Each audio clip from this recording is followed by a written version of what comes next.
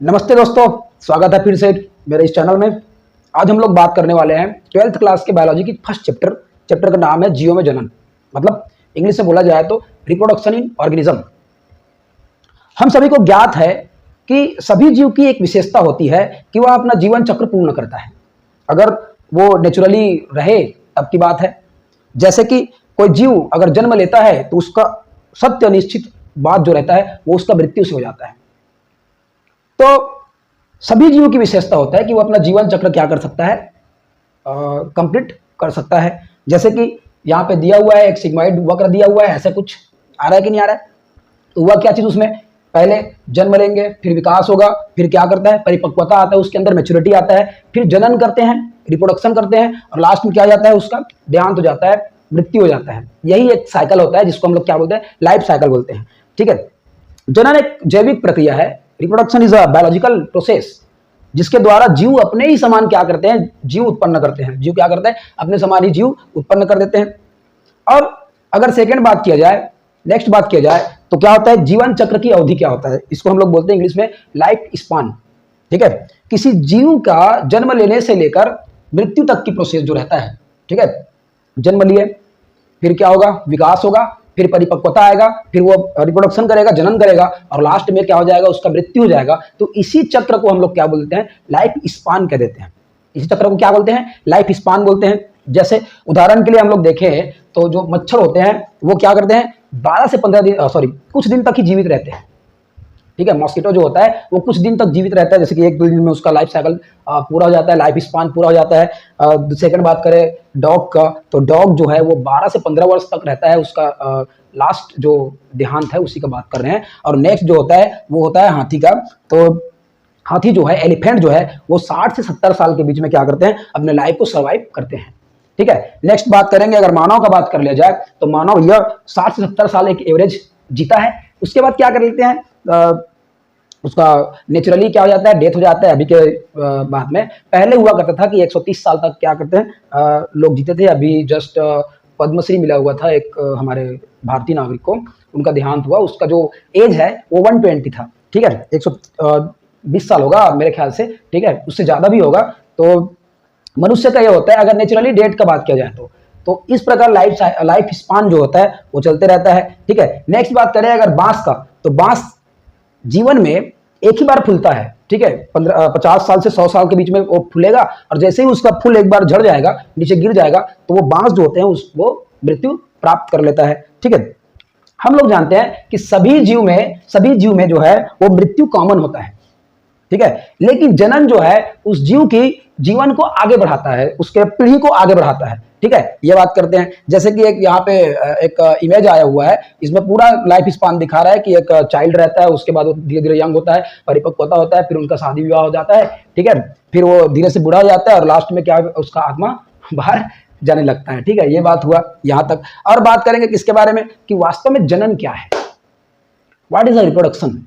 ठीक है, तो उसका परिभाषा का बात कर लिया जाए तो क्या बोलेंगे कि जो जनन होता है, रिप्रोडक्शन होता है, वो एक जैविक प्रक्रिया है जिसके माध्यम से एक जीव अपने ही समान दूसरे जीव को क्या करता है, उत्पन्न करता है, ताकि उसकी प्रजाति पीढ़ी दर पीढ़ी बनी रहे। ठीक है, ऐसा बात है। अब हम लोग बात करेंगे कि जनन आवश्यक क्यों है, why the reproduction should be required in the life. ठीक है, ऐसे बात करें तो सिंपल सा बात है भैया, पहला बात तो होता है प्रजाति, जो प्रजाति होता है उसकी निरंतरता को बनाए रखने में, रेगुलर बनाए रखने में, पीढ़ी को आगे बढ़ाने में। ठीक है, नेक्स्ट बात करेंगे, अगर बात हुआ तो क्या चीज, कि लाइफ साइकिल को पूर्ण करने में भी रिप्रोडक्शन जो रहता है वो क्या रहता है, सहायक रहता है। जैसे कि क्या चीज, पहले ही बात किया था कि वो क्या कर लेगा, बर्थ होगा, उसका बोर्न होगा, बेबी बोर्न होगा। ठीक है, उसके बाद क्या हो जाएगा, उसका ग्रोथ होगा, फिर मैच्योरिटी आएगा, फिर रिप्रोडक्शन करेगा, उसके बाद उस लास्ट में क्या हो जाएगा, डेथ हो जाएगा। यही एक साइकिल होता है। इसको कंप्लीट करने के लिए भी क्या चीज नीड करता है, नीड रहता है, रिप्रोडक्शन का नीड रहता है। नेक्स्ट अगर बात कर लिया जाए तो इन्वायरमेंटल सेलेक्टिविटी के लिए भी रहता है कि मनुष्य जो है वो सेलेक्टिव है। उसी प्रकार गाय जो है वो सेलेक्टिव है, बिल्ली जो है वो सेलेक्टिव है, डॉग्स जो है वो सेलेक्टिव है। ठीक है, और उसका इवोल्यूशन भी होता है उसी प्रकार से। जैसे कि पहले जमाने में हम लोग बोलते थे कि हमारे पूर्वज बंदर थे, ऐसे चिंपैंजी थे, जो भी है ना, आदि मानव के जमाने में। अभी देखो कि जनरेशन क्या है, इसके बाद इन फ्यूचर का जनरेशन क्या होगा उसको देखो, तो यही क्या कहलाता है, विकास कहलाता है मनुष्य जीवन में। और बाकी जितना भी इन्वायरमेंट में जीव रहते हैं उसके बारे में। नेक्स्ट क्या जाएगा, अन्य जीव को खाद्य श्रृंखला बनाने में, खाद्य श्रृंखला बनाते हैं, ठीक है। जैसे कि बहुत लोग वेजिटेरियन होते हैं, बहुत लोग नॉन वेजिटेरियन होते हैं, तो उसके लिए भी होता है, पेड़ पौधा भी उत्पन्न करता है। तो हम लोग अगर वेजिटेरियन है तो क्या कर सकते हैं, पेड़ पौधे से लेके अगर वहां पे रिप्रोडक्शन नहीं होगा तो नया पेड़ उत्पन्न ही नहीं होगा, तो खाद्य श्रृंखला क्या हो जाएगा, वहां पे रुक जाएगा। इसके लिए भी क्या करते हैं हम लोग को जरूरत पड़ता है जनन का, रिप्रोडक्शन का। तो मेरे ख्याल से रिप्रोडक्शन क्या है, एक अच्छा थिंक है, बहुत बेहतर थिंक है, ठीक है, संतति को आगे बढ़ाने में, ठीक है। आगे बढ़ते हैं, फिर कुछ चीजें हमको याद रखना चाहिए, जैसे कि सभी जीव में क्या नहीं होता है, सभी जीव में जनन नहीं होता है। लाइक वर्कर हनी बी जो रहता है, ठीक है, श्रमिक मधुमक्खी जो रहते हैं उसमें जनन नहीं पाया जाता है। आपको यहाँ पे फोटो दिख रहा है, ठीक है, ये वर्कर हनी बी है जो केवल वर्क करता है, कोई पानी लाने का काम करेगा तो कोई फूल से जाके रस वहां से चूस के ले आएगा, ठीक है। नेक्स्ट होता है ड्रोन, ड्रोन जो होता है सब पे निगरानी करता है, ठीक है। और जो मेन होता है, जो सबसे बड़ी होती है, वो क्या कहलाता है, क्वीन कहलाता है वहां पे, है ना।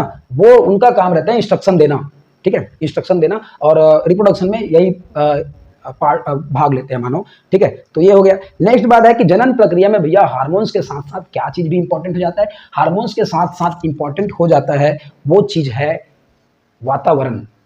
वातावरण अगर इफेक्टिव रहा तो रिप्रोडक्शन के लिए अच्छा चीज हो जाएगा, ठीक है। चलो आगे बढ़ते हैं। फिर इसी प्रकार जनन की विशेषता के बारे में बात करें तो मैंने आपको बताया था जनन की क्या क्या विशेषता होता है, कि सबसे पहला बात है कि जनन एक जैविक प्रक्रिया है, ठीक है। यहाँ पे आपको बोर्ड में पूरा दिख रहा है, आप कॉपी पेन लो बेटा और उसको लिखते जाओ, बेहतर नोट्स बनेगा। इसके साथ साथ लेक्चर सुनते जाओ और बाकी लोगों को शेयर करो, सब्सक्राइब करो, लाइक करो, वीडियो को कमेंट करो जहाँ पे समझ में नहीं आया, ठीक है। तो सबसे पहला बात क्या है कि जैविक प्रक्रिया है जो जीवन के लिए आवश्यक होता है, ठीक है। जैविक प्रक्रिया है जो जीवन के लिए क्या रहता है, आवश्यक होता है।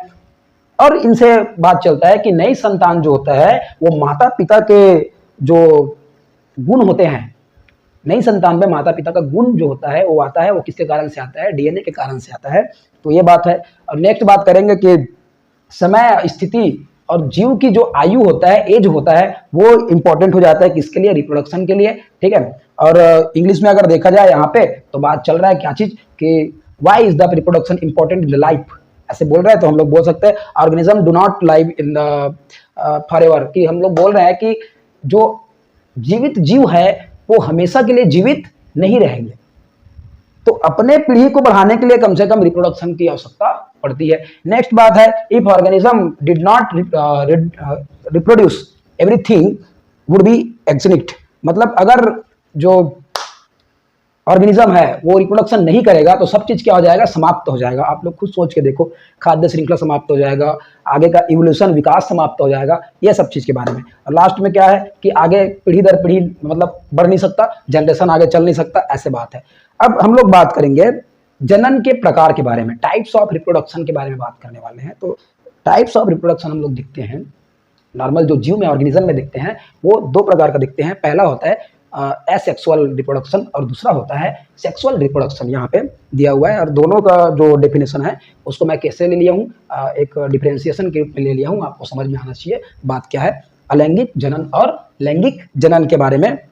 तो अलैंगिक जनन में एक ही जीव के अंदर माता पिता रहते हैं, ठीक है, एक ही जीव के अंदर रहेगा। जैसे कि अमीबा है, अमीबा क्या करता है, अलैंगिक जनन करता है, एक ही जो शरीर है उसी के अंदर वो माता पिता समाहित रहते हैं। लेकिन लैंगिक जनन का अगर बात किया जाए तो यहाँ पे दो माता पिता, एक नर और एक मादा के रूप में होते हैं, ठीक है।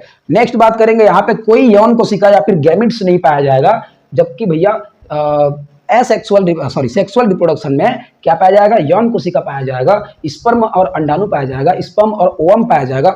मेल के अंदर स्पर्म और फीमेल के अंदर क्या पाया जाएगा, अंडाणु पाया जाएगा। इन्हीं दोनों के फ्यूजन से क्या बनती है, नया कोशिका का निर्माण होता है।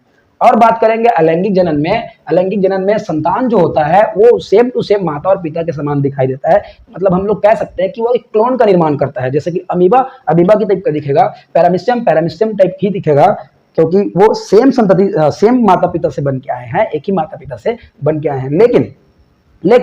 लेकिन जो यहाँ पे होते हैं गैमेट्स का संलयन होगा यहाँ पे, ठीक है, गैमेट्स का फ्यूजन होगा तो क्या होगा, माता पिता के समान तो दिखाई देगा लेकिन उसमें कुछ ना कुछ भिन्नताएं पाई जाएगी, उसमें विविधता पाया जाता है, ये बात हो जाएगा किसके लिए, लैंगिक जनन के लिए। और बात करें अलैंगिक का फिर से, तो फिर बोल सकते हैं कि इसमें क्या पाया जाता है, सरल जीवों में पाया जाता है। सिंपल मतलब एक कोशिकीय जीव में पाया जाता है, अमीबा है, ठीक है, यीस्ट है, हाइड्रा है, फफूंद है ना, ये सब चीज, पैरामीशियम, यूग्लिना, ये सब चीज में। लेकिन यहाँ पे क्या बोल सकते हैं, क्या बोल सकते हैं कि यहाँ पे सरल जीव में नहीं पाया जाएगा भाई, सरल जीव में पाई नहीं जा सकता, है ना। मतलब इसके लिए जटिल प्रोसेस चाहिए रहता है। तो इसमें कौन कौन आ जाएगा, मनुष्य आ जाएगा, जानवर आ जाएगा, जो भी है, फूलदार पौधे आ जाते हैं, ठीक है। ये हो गया क्या चीज, लैंगिक जनन और अलैंगिक जनन के बारे में कहानी।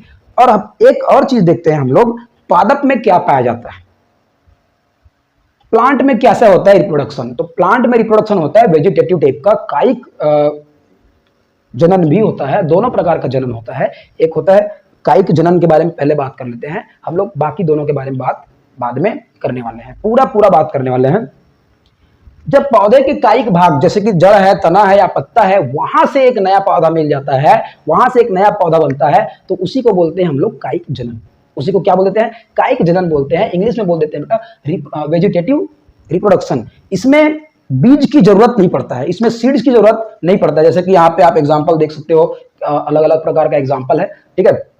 पहला एग्जांपल क्या दिया हुआ है, पहला एग्जांपल दिया है रूट प्रोपागेशन से दिया हुआ है। रूट से कैसे बनता है, जैसे कि हम लोग स्वीट पोटैटो देखते हैं, है ना, शंकरकंद देखते हैं, उसका बात चल रहा है। जो होता है वो जड़ से निकलता है, ठीक है, रूट का प्रोपगेशन होता है यहाँ पे। नेक्स्ट बात करेंगे राइजोम से होता है, जो अदरक होता है, जिंजर होता है, वो राइजोम से होता है, वहां पे छोटे छोटे क्या निकलता है, जड़ निकलता है। नेक्स्ट बात करेंगे ट्यूबर, ट्यूबर का मतलब होता है आलू पोटैटो जो देखते हैं उसका बात है, उसमें आई रहता है, आंख रहता है, वहां से क्या होता है, एक नया पेड़ का निर्माण हो जाता है। नेक्स्ट बात क्या हो गया, यहाँ पे अगर देख लिया जाए तो ब्रायोफिलम का लीफ जो होता है, ब्रायोफिलम का लीफ जो होता है उस पर एक खांचा रहता है, वहां से जड़ निकलता है, ठीक है। नेक्स्ट बात करेंगे किसके बारे में, ओनियन के बारे में बात करेंगे। ओनियन का एक बहुत अच्छा एग्जांपल है, आप जब बीएससी फाइनल ईयर में या फिर सेकंड ईयर में जाओगे तो वहाँ पे आपको प्रैक्टिकल कराया जाता है, रूट्स को काउंट कराया जाता है, ठीक है। तो उसमें एक गिलास पानी या फिर बीकर, छोटा वाला बीकर जो रहता है, उसमें पानी डाल के ओनियन को ऐसे डुबा देते हैं, ताकि वहाँ पे क्या हो जाता है, जड़ जो होता है वो क्या करते हैं, रिप्रोडक्शन करते हैं, जड़ से ही हो जाता है और आगे नया पत्ता में प्लांट बन जाता है। आप लोग एग्जाम और देख सकते हो यार, आपके यहाँ अगर प्याज होगा तो प्याज को ऊपर भाग को काट दो और नीचे को किसमें जमीन में गड़ा दो, आपको एक नया प्याज का पौधा देखने को मिलेगा। नेक्स्ट बात करेंगे किसके बारे में, रनर के बारे में। रनर, रनर का मतलब होता है कि छोड़ दिए फिर उसके तना से क्या निकलता है, जड़ निकलता है, तो वही क्या कहलाता है, रनर कहलाता है। इसका एग्जांपल है ऑक्जेलिस, ठीक है, अभी ऑक्जेलिस बोल रहे हैं, लेकिन हम लोग और देखते हैं दुब का, देखते हैं दुबी, दुबी का पत्ता है ना, अरे हमारे यहाँ संदिन भेंट में खाते हैं ना, तो वो दुबी का पत्ता, उसके बारे में देखेंगे तो वही क्या कहलाता है, रनर कहलाता है। वो फैलते जाता है, बहुत फैलता है, अगर खेत में आ गया छोटा सा तो पूरा खेत को क्या कर देता है, वो दुब का बना देता है। नेक्स्ट होगा सकर, सकर का मतलब होता है जो मिंट में होता है, जो दूसरे पौधे को क्या करते हैं, टच करते हैं और उसके बाद वहां से क्या करते हैं, ग्रोथ करते हैं अपने आप का, ठीक है, ये बात हो गया। तो ये कायिक जनन का बात है, पूरा बात चलेंगे, कायिक जनन में भी पूरा बात करेंगे, है ना। कायिक जनन के प्रकार जो होता है वो दो प्रकार से होता है, एक होता है प्राकृतिक रूप से, नेचुरली वेजिटेटिव प्रोपागेशन, और सेकंड जो होता है वो मैन मेड होता है, ठीक है, कृत्रिम होता है, जिसको हम लोग कराते हैं अपने सुविधाओं के लिए। तो प्राकृतिक में बात किया जाए तो ये स्वाभाविक रूप से पौधे के भाग से ही होता है, डायरेक्ट भाग से होता है ना, जैसे अभी बताया ना, पिछले स्लाइड में बताया, उसके अनुसार से होता है। उदाहरण के लिए अगर बात कर लिया जाए तो जड़ से जो होता है, जड़ से जो होता है वो मीठा आलू होता है, स्वीट पोटैटो होता है, गाजर होता है और मूली होता है। बेटा ध्यान रखना, यहाँ से क्वेश्चन आएगा, यहाँ से क्वेश्चन आएगा, इस बात को ध्यान रखना, ठीक है। और लास्ट में इंपॉर्टेंट हो जाता है तना वाला भाग।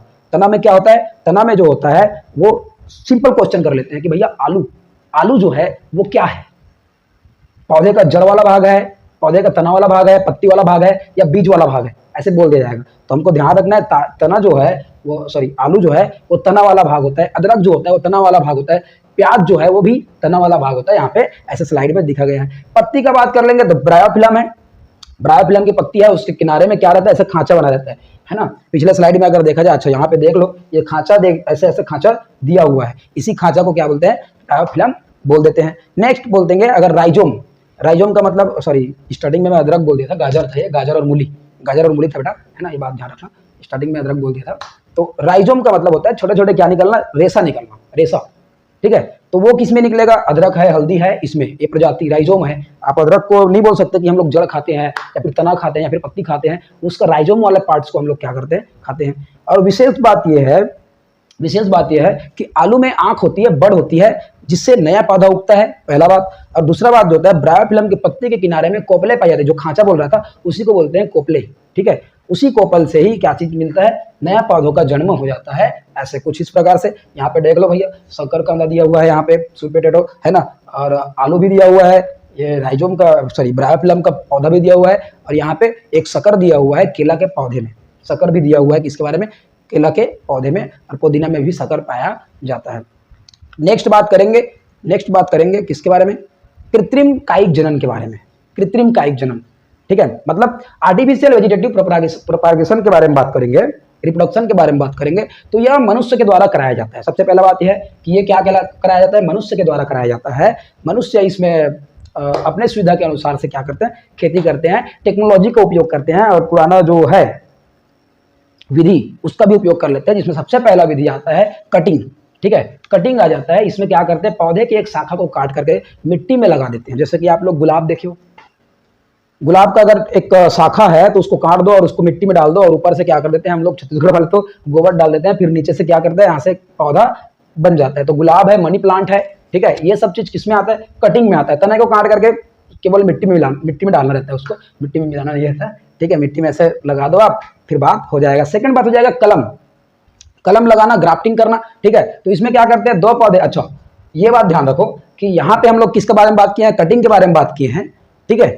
तो कटिंग का यहाँ पे एक डायग्राम देख लो, एक मनी प्लांट दिया हुआ है यहाँ पे, मनी प्लांट के जो नीचे वाला सिरा है, ये जो सर्कल बना हुआ है वहाँ पे एक कट लगा दिए हैं, पत्ते को जला दिए हैं, और उसको डायरेक्ट करके किसमें डाल दिए हैं, एक पॉट में डाल दिए हैं, और वो पॉट से नया पौधा उत्पन्न हो रहा है। ऐसा कुछ यहाँ पे दिया हुआ है, ठीक है। नेक्स्ट बात करेंगे हम लोग किसके बारे में, ग्राफ्टिंग के बारे में। ग्राफ्टिंग का भी आप देख रहे हो कि एक पॉट लिया है, एक भाग तना जो है वो मिट्टी में लगा हुआ है, नेक्स्ट जो तना होता है वो आया और उसको ऐसे हम लोग क्या कर दिया, लपेट दिया, बांध दिया उसको, और उसको छोड़ देंगे तो क्या हो जाएगा, एक नया पौधा का निर्माण ऐसा कुछ हो जाएगा। नेक्स्ट बात करेंगे हम लोग किसके बारे में, परत लगाना, लेयरिंग करना, लेयर कर देते हैं। जैसे कि यहाँ पे एक दिया हुआ है लेयर करने के लिए कि एक पॉट दिया हुआ है, पॉट में एक पौधा है, पौधे के उसको क्या कर देंगे, नीचे की ओर, मिट्टी के नीचे की ओर ऐसे डाल देते हैं, मिट्टी के नीचे ओर, और वो क्या करता है, यहाँ से जड़ निकलना चालू हो जाता है, फिर वो नया पौधा के रूप में क्या हो जाता है, विकसित हो जाता है। इसी को बोलते हैं दाब लगाना या फिर परत बनाना। ये बात हो गया। सूक्ष्म प्रवर्धन, अब देखो माइक्रो प्रोपगेशन जो होता है वो अभी का टेक्नोलॉजी है ना, मतलब लेटेस्ट है बोल सकते हैं, उतना भी लेटेस्ट नहीं है, पहले भी करते थे, ठीक है। इसको बोलते हैं ऊतक संवर्धन, सूक्ष्म ऊतक संवर्धन। तो उसके लिए क्या करते हैं, एक पौधे लेंगे, पौधे का पत्ती या फिर तना या फिर जड़ वाले पार्ट लेंगे, और उसको एक निश्चित ताप दाब वाले जो वातावरण होते हैं उसमें रख देते हैं, और धीरे धीरे उसका क्या होता है, टिश्यू कल्चर करते हैं, ऊतक संवर्धन करते हैं। ऊतक संवर्धन करने के बाद छोटे छोटे हमको क्या मिलता है, पौधा मिलता है, और उस पौधे को अलग अलग पॉट में हम लोग ले करके क्या कर सकते हैं, बड़ा पेड़ या फिर पौधा बना सकते हैं, नया पौधा बना सकते हैं। नेक्स्ट बात करेंगे किसके बारे में, मोस्ट अवेटेड जो बात चल रहा है, अलैंगिक जनन। अलैंगिक जनन क्या है, इसके बारे में बात करने वाले हैं। तो अलैंगिक जनन क्या है, जब केवल एक ही माता पिता से या फिर बिना गैमेट्स के क्या होता है, नया जीव उत्पन्न हो जाता है, तो उसी को बोलते हैं अलैंगिक जनन। यहाँ पे एक ही माता पिता होना चाहिए, नर और मादा अलग अलग नहीं रहता, नर और मादा एक ही जीव में पाया जाता है, और जब वो जीव रिप्रोडक्शन करते हैं आपस में, है ना, तो क्या हो जाता है, एक नया जीव का निर्माण होता है, और इसी जो प्रोसेस रहता है उसको हम लोग बोल देते हैं अलैंगिक जनन, ठीक है।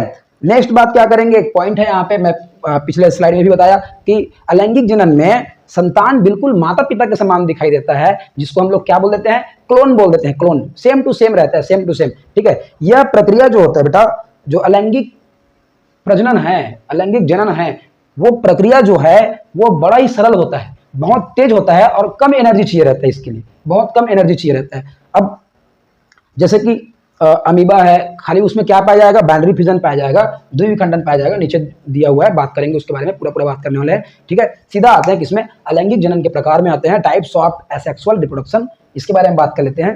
तो बात करेंगे तो सबसे पहला बात होगा, तरह तरह के इसके प्रकार है, कम से कम 6 प्रकार है, हम लोग पढ़ने वाले हैं, उसको बात करेंगे। सबसे पहला बात आएगा द्विविखंडन। द्विविखंडन, इसमें कुछ पॉइंट टू पॉइंट हम लोग बात किए हैं, ठीक है। तो द्विविखंडन जो होता है वो एक कोशिकीय जीव में पाया जाता है, और एक कोशिकीय जीव जो है वो 2 बराबर भागों में क्या हो जाता है, डिवाइड हो जाता है, ठीक है। जैसे कि यहाँ पे अमीबा के बारे में दिखाई दिया है, अमीबा अमीबा दिख रहा है हम लोग को, ठीक है। वो धीरे से क्या करेगा, उसका न्यूक्लियस जो है इलांगेटेड होगा, लंबा होगा, लंबा होने के बाद उसमें क्या हो जाएगा, ग्रू का डेवलपमेंट होगा, कुछ ऐसे ऐसे ऐसे, ये देखो ऐसे ग्रू का डेवलपमेंट हो गया। उसके बाद क्या होगा, वो डिवीजन होना चालू करेगा, उसका साइटोप्लाज्म जो रहेगा वो डिवाइड होना प्रारंभ कर देगा। और जैसे ही साइटोप्लाज्म जो है वो डिवाइड होगा तो हम लोगों को क्या मिल जाएगा, दो नया संतति का निर्माण हो जाएगा, टू डॉटर सेल का निर्माण हो जाएगा, ऐसा है।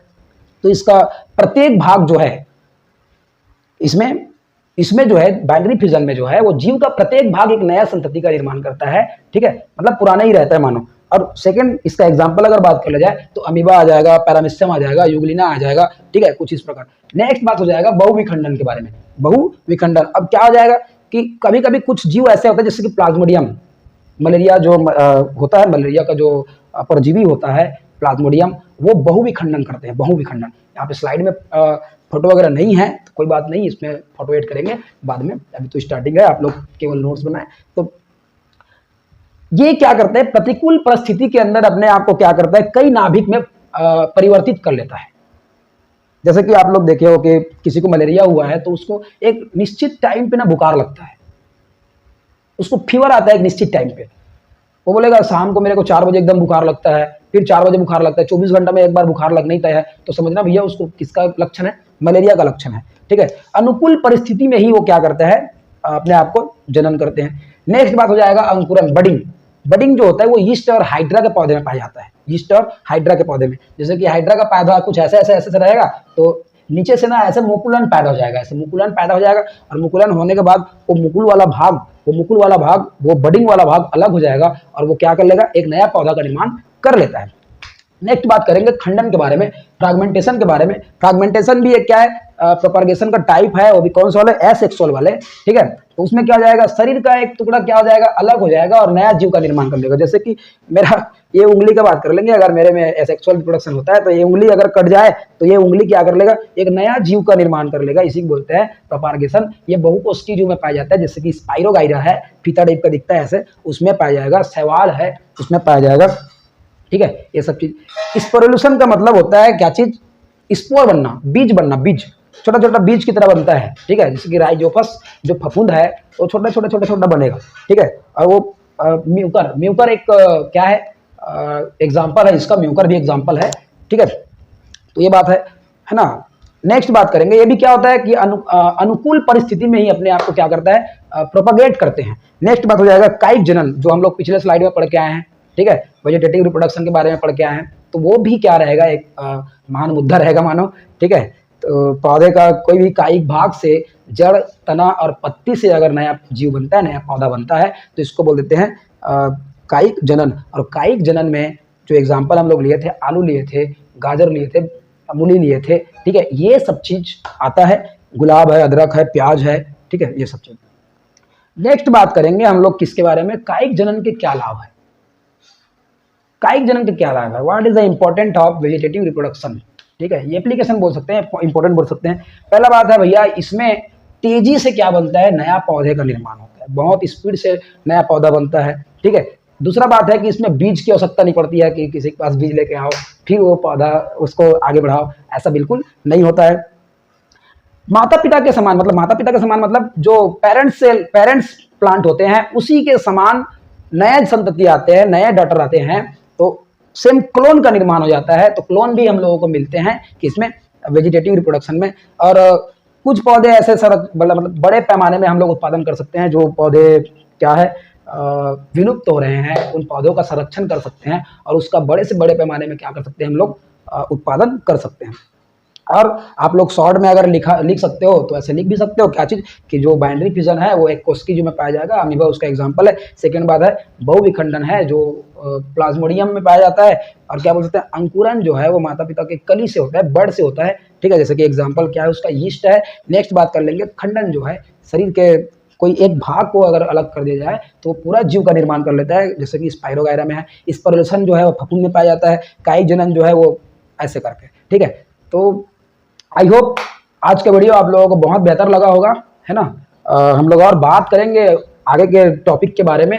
ये फर्स्ट स्लाइड रहा मेरा, और आप लोगों का सपोर्ट चाहिए तो भैया लाइक, सब्सक्राइब और शेयर कीजिए, है ना। अपने दोस्तों को ये वीडियो को भेजिए, मेहनत तो कर रहे हैं तो ये काम आप लोग करो, है ना, जल्द से जल्द हमारा सब्सक्राइबर बढ़े, हमको भी अच्छा लगता है, मोटिवेशन मिलता है इन बातों से, ठीक है। चलो, thank you, best of luck.